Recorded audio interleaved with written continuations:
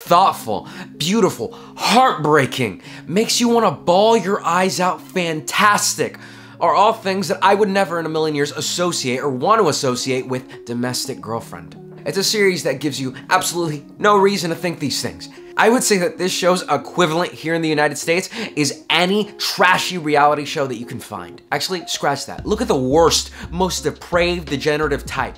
That's what this series is like. But for whatever goddamn reason, it has one of the best OPs that I have ever heard.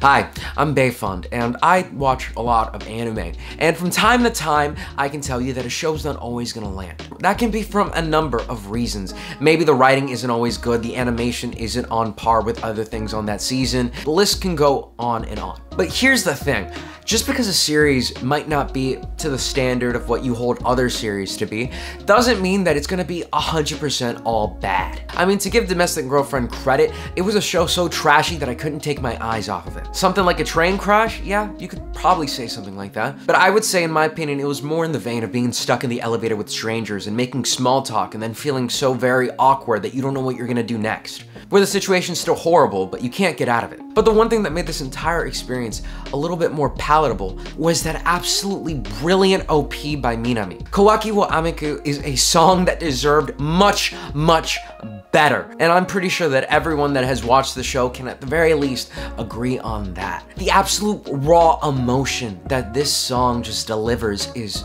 mystifying. I wish that I could play this song for y'all without having copyright absolutely destroy this video, but just take my word for it. Every single word she says is so fantastic to hear. Her screams are so visceral that they send shivers down your spine. It's like there's some kind of drug in her voice that just fuels you up and makes you want more. I have no clue how the creators of this series managed to land this song because it makes up for a lot of the flaws that you're gonna see here. If I could put you in my shoes for a little bit, you weren't excited every week to just tune in and watch the mishaps of this family. No, you were mostly gonna be excited because you got to sit down and have a regular re-listening of this gorgeous song. It's basically the series' way of hyping you up before every episode so that you don't go in completely disappointed. And in a sense, it almost doesn't make sense either because the animation and the way that it's all shot is so much better than what you actually get in the series itself. It's done in such a dramatic and cinematic fashion that you just can't help but enjoy every second that it's on screen.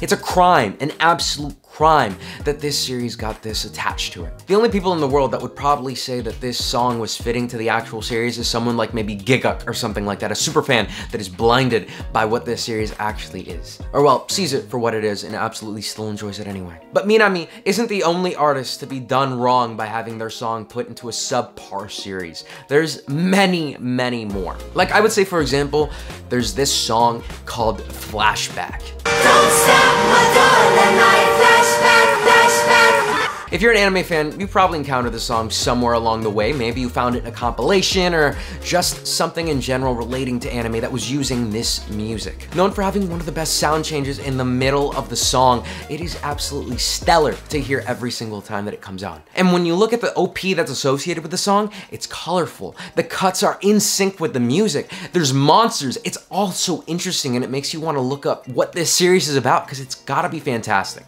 right? And then when you do Google it or look it up on My Anime List, you find out that it belongs to this series that is almost completely unknown. Kokoku is probably just something that is okay. And pretty much the entire internet also agrees with this. A series that's pretty boring, but it definitely could have had potential.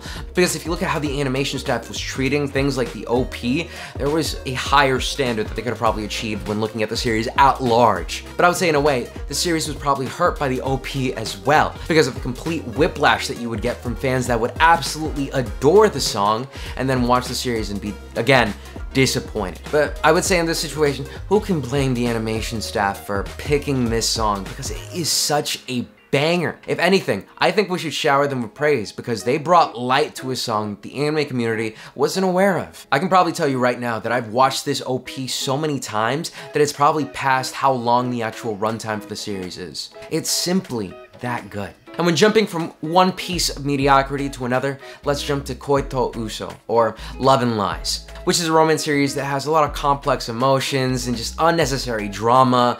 Is it ringing any bells? Yeah, it's like there's almost a little bit of a pattern here. If you have a story that's quite a bit trashy, then odds are you're probably gonna have a damn good OP. And that's no different with Kanashii Ureshii.